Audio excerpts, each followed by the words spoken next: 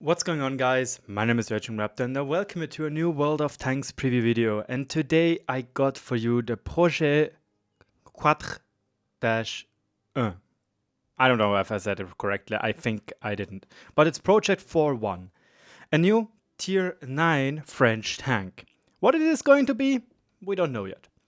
People suggest that it might be the new Frontline reward. People suggest it might be something for the bond shop. So we are completely have to guess right now what is going to happen. It's not the first time that we have a new tank in a Supertest, which is a tier 9, like the Object 777, and we don't know yet what is going to happen with this tank. But this tank is, in my opinion, something I personally am going to look forward to very much because it's completely unique. You might guess it's French. It is going to have autoloader. And if you guess that, you are right. You are a smart cookie.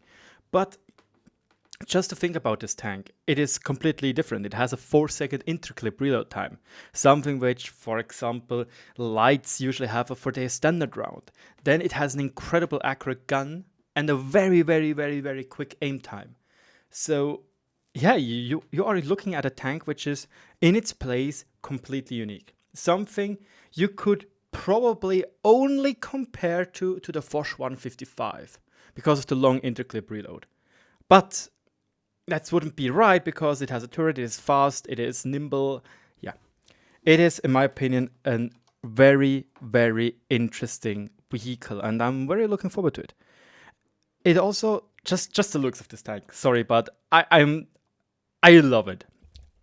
The dude or the person or the persons which had to model this tank did, in my personal opinion, an absolute fantastic job. You could see, maybe it was even made with the new ray tracing technology. Could be, because if you look at the shadows, they are very cut edge. So maybe they did, who knows, maybe they didn't. But yeah, in my opinion, the tank looks very interesting. Only interesting thing would also be, does this count as spaced armor or does this count as a static spot point? But yeah, I guess it would be a good idea to just have a look at the stats of this vehicle. And I personally am not going to go through all of this because we are just going to look at it anyway. So here we have the stats page of the tank. PROJET 4-1.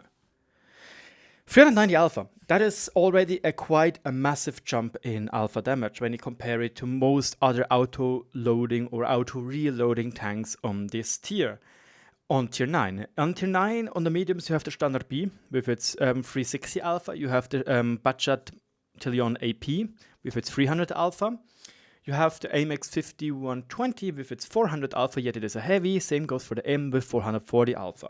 So far, I don't think we have an autoloader on tier 9 with 390 alpha. Correct me? No, we have. It's a T54E1. And it just came now to my mind. Actually, forgot about it.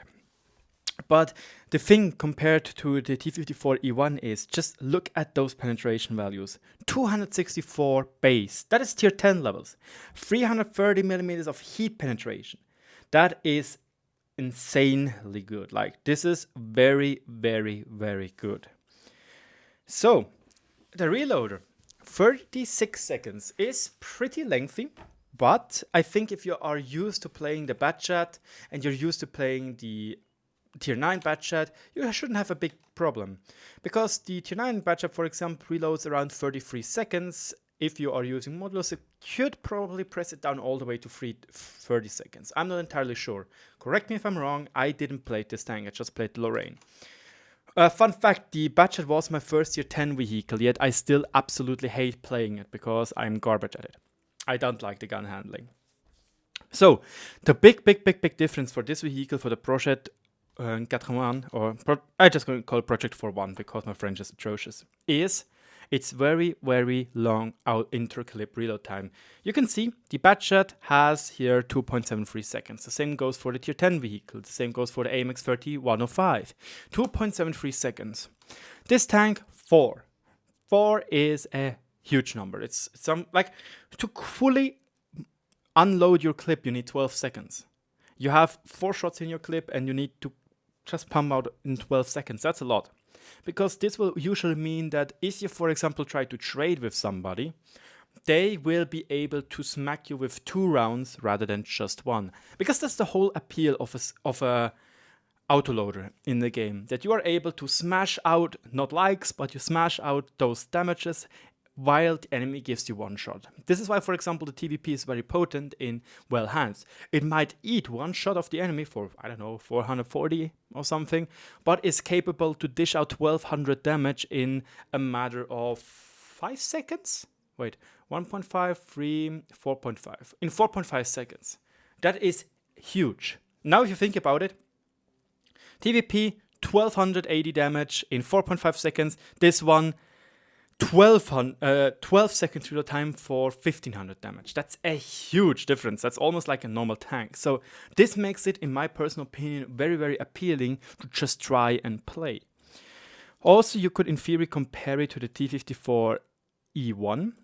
However, I think, again, it's hard to compare it to any other traditional autoloader, just because it has this very, very unique gun handling and gun feeling to it because of this 4 seconds reload time.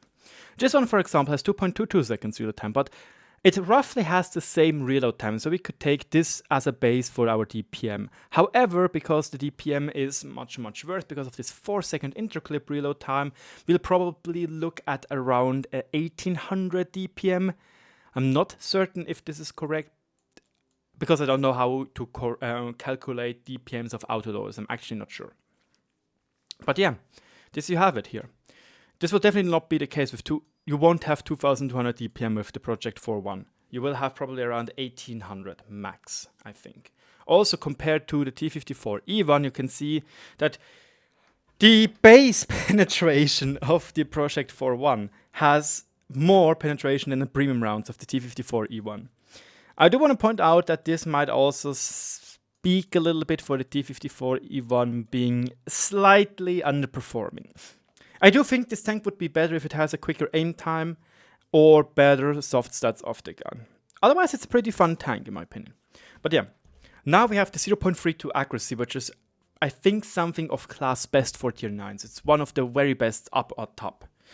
2 seconds aim time, however, this is another thing which just jumps at you. This is something very, very unique as well. It's very fast and it's very potent. Sure, 2 seconds aim time. Don't forget, aim time doesn't mean that in 2.78 seconds the gun has aimed in fully. It just means the aiming circle diameter has decreased by 60%. Just keep that in mind.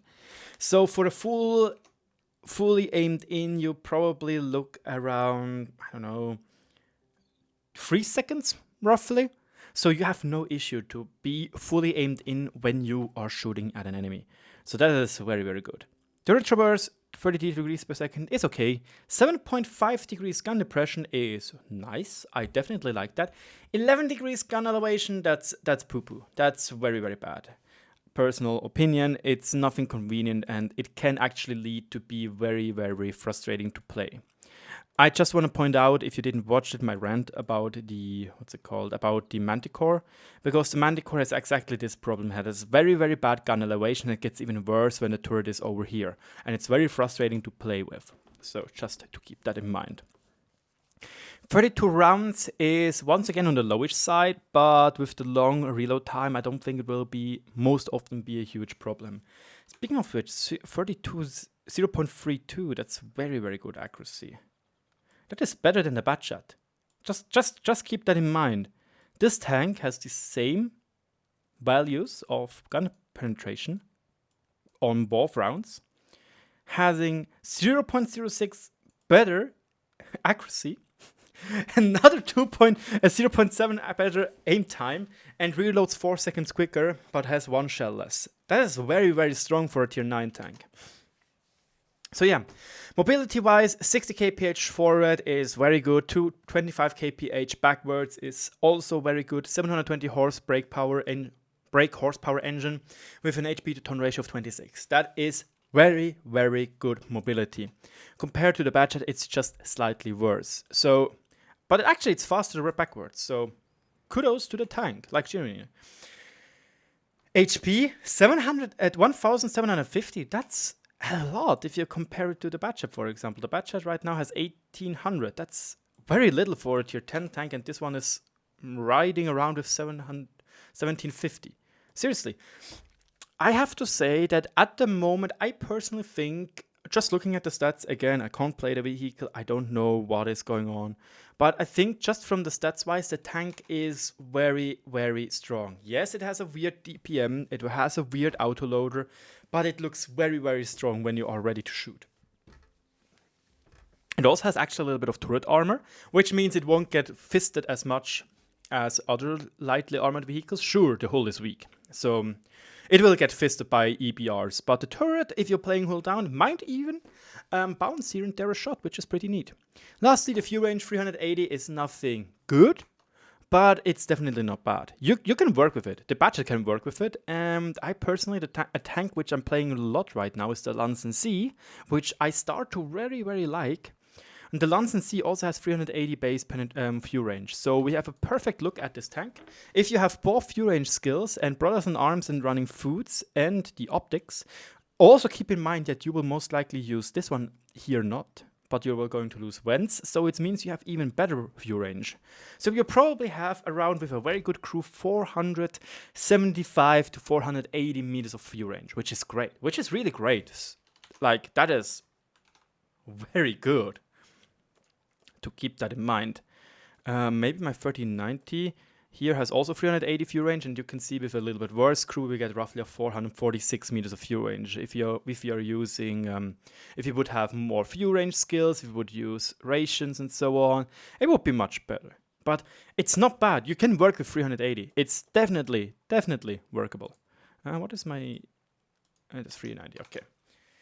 So now I'm sitting here and I'm personally thinking that the Project 4.1, I don't know what is going to happen with it. I hope it would be something either for Frontline, which would be very early, but it might be something Wargaming learned from their mistakes. Or it could be ranked season reward. I don't think so, however. It could also be Bond Shop. You know, we still lack anything cool for the Bond Shop, let's be honest here. Simply miss stuff from the Bond Shop. Obviously, it takes now ages to load because RagingRaptor wants to do a video. Go figure. I, however, think like it's hard to judge how this 4-second reload time will affect this tank. I know that the Foch really suffers from the 5 seconds reload time on the 155mm gun. It really suffers. But, you know, I don't know. It looks very strong. The penetration is ridiculous for a tier 9 tank. It's very good. Both standard and premium rounds. It has a very good clip. So we can just quickly calculate it. What am I doing today? Today is not good. 3.5. See, I'm very bad at using a calculator. And I want to be an engineer. Go figure.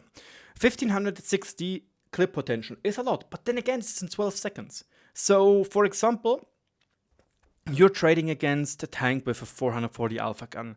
He will most likely be able to squeeze off 2 shots. So you did 1560 damage potential, and he did 880. So that's not really a good trade in my personal opinion. But however, 1560 is almost enough to clip most tier 9 medium tanks. So the tanks you're facing. It's hard to judge, really. I look forward to the tank because it's something completely unique. It's something we never saw like this, and I personally really want to see. It looks very cool, it looks very futuristic, and no, seriously, just look at it. Here's the gun mount, and here probably the auto reloader, and it just looks so awesome, I think. It's a very cool design. What do you think about the Project 4.1? Write it down in the comment section below, and I'll see you in a different video when you decide to subscribe to me. Cheers, guys.